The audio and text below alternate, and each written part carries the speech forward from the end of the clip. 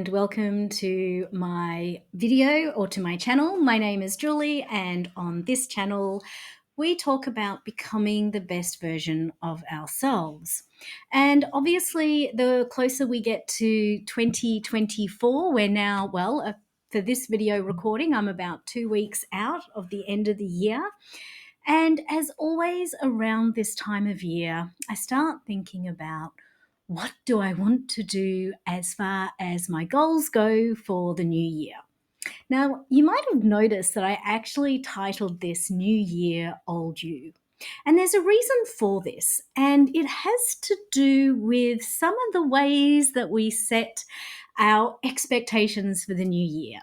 It is not unusual for gyms to be absolutely packed on the first week of the new year because most of us will know that being more healthy, exercising more, drinking less, eating better are all good things for us, and therefore we should do more of it. It's very rare that someone will go, you know what? I exercise too much. It happens, trust me, but it's not that common. And so, as we get to the end of the year, it's very common for people to think, what resolutions will I set for the new year?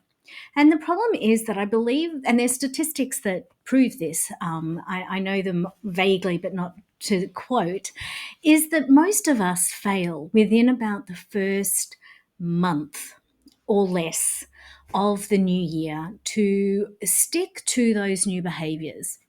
And obviously, there's a reason for this, is that we don't change when the clocks change. We don't, at the end of 2023 and the start of 2024, we don't magically become a new person.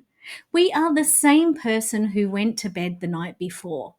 And so we can't, by the same token, expect new behaviours to stick. So it's not to say not to set resolutions. I love setting resolutions, and I've failed on my own at many a resolution. But one of the things that I've also started to look at is what about the resolutions that I didn't fail at? Which ones have I been successful at? And I think last year or this year has probably been the most successful for two of my resolutions. Now, one of the resolutions was to journal most days, and I have done that. As we get to the end of December, I would say that I have journaled most days of most months of most weeks. And even those that I haven't journaled, it hasn't been more than about 2 or 3 days that I've skipped before I've picked it up again. And so this is something that, as I look back on it, has moved from it would be nice to journal more consistently to I am a person who journals. I am a journaler. And I've experimented with different prompts, with different times of the day, with different styles of journaling. And I have got to a point where, and I was doing a little bit of reflection today as far as moving into the next year. What of my practice am I going to keep? And what of the practice might I still tweak? And so there's going to be a few changes just from a simplification point of view, I'm moving completely off of the computer. I had two prompts that I still did in the computer. I'm not going to do those anymore. And I'm going to do it fully in one journal, as well as have, she says, except for the fact that I will continue to do my regular bullet journaling in this. At the moment, I am working on having a commonplace in this, and my journal, which is behind me, is an A4 spiral bound notebook. So that is something that, having given it some thought and having now done it with consistency, I'm able to say that I have been successful. And next year, here's what I plan to do. I'm going to continue this behavior, and I'm just going to try and tweak it so that it remains a valid exercise in my life. It is something that I find useful, and I've shared both in written form as well as in, I think I've done a YouTube video on why journaling is so important to me and how I use it and what I find useful. So that's not changing. The other goal that I set myself this year was to read for 30 minutes, read nonfiction books for 30 minutes a day. And the reason for this, and this is, I think, part of why some behaviours stick and some do not, is that the reason why I thought this would be a good idea is that it's something that is useful in my business. I do webinars, I write essays, business articles, and so doing this reading really supports and underpins what I do. And so there is immediate value, there's immediate return in this practice. So I have read at this stage 37 books this year, and I will probably finish the year with at least another one or two books read. And so I would always say that I'm a reader, but now I am not just a reader of fiction, but I am also a reader of nonfiction. Now, again, part of what's made this one stick versus those that haven't stuck is, so one, immediate gratification. As soon as I started doing it, I found the practice useful.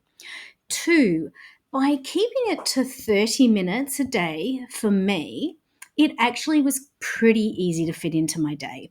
I have sort of switched it around, and then there's been a little bit of a learning curve as I've moved it from from the start of the day to the end of the day. And each time I've had to sort of work around what I do.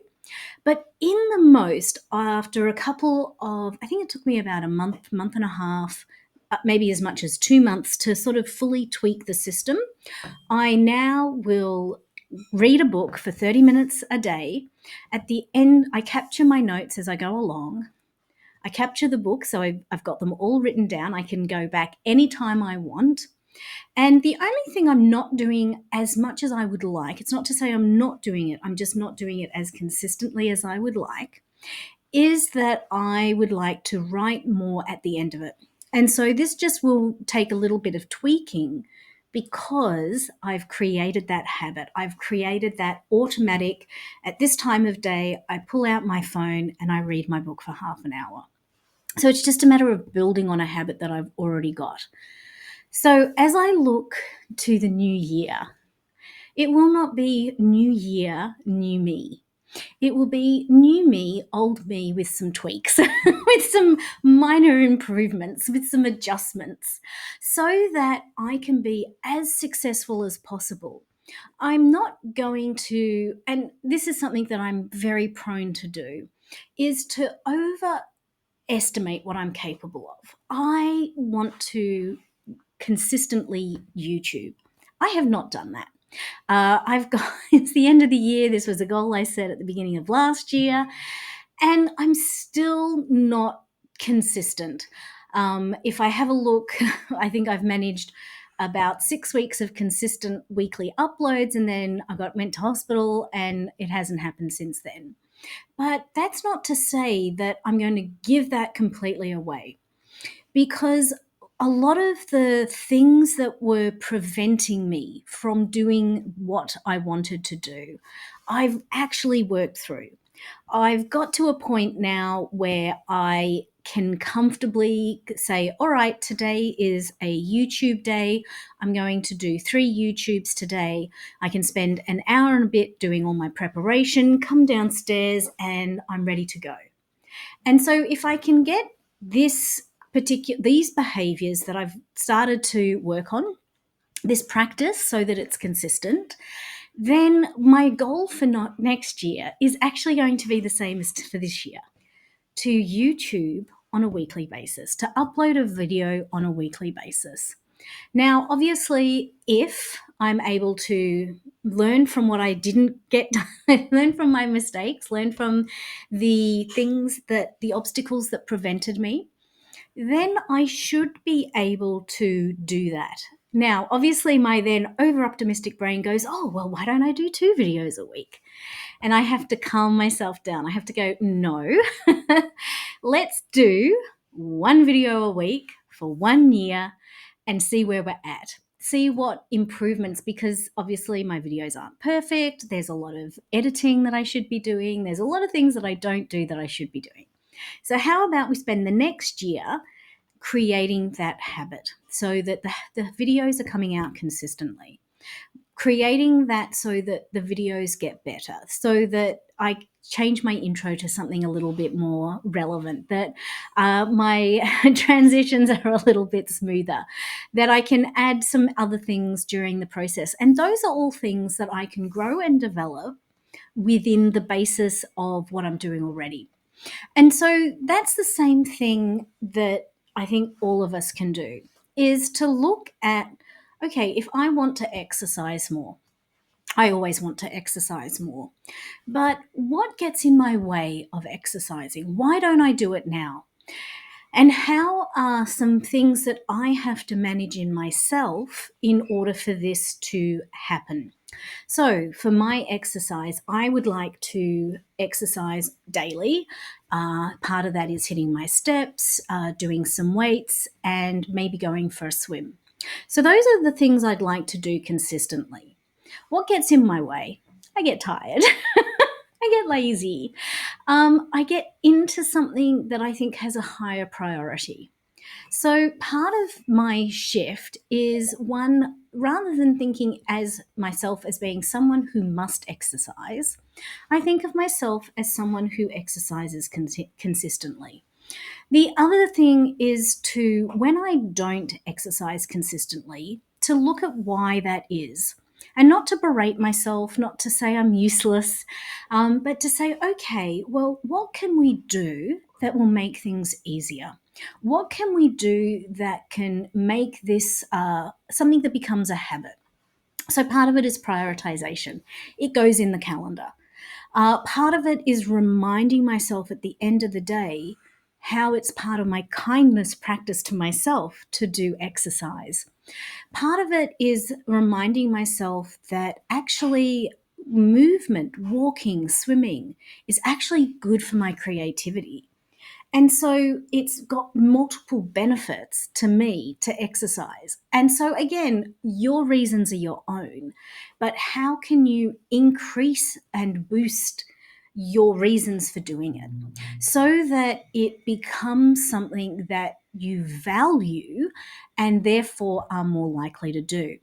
Now, what I would like is for my exercise to be like brushing my teeth at the end of the day.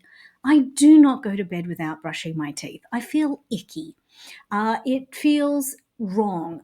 It's something that I do as soon as I go to the bathroom to get ready for the evening. I know I'm going to bed. The toothbrush is in my hand before I've even given it any thought. And I want exercise to get to that point, in that at 4 o'clock, I see the notice on my calendar, I shut everything down, and I go and put my shoes on. The other thing is, obviously, my shoes are at the front door, so they're ready to go. I have already upstairs on my bed all of my exercise gear, so I just have to go and get changed. There's as few barriers to doing it as possible. And then there's the mental shift. I'm doing this for reasons. One, it's kindness to myself. Two, it is creative. It is actually going to give my brain an opportunity to sort of wander through all the things that has happened. So when I sit down to do something creative, I'm ready. And three, it is something for my future self. There is value in what I'm doing, not just today, but for my future as well. So, with that, thank you very much for your time. Thank you for listening. And as you start to plan your own goals for the year, let me know how you're going. Let me know what gets in your way or what you've done to successfully set a goal and manage to get to be still doing it at the end of the year. What did you do? So, with that, have a wonderful end of 2023, and I look forward to seeing everyone in 2024. Thank you.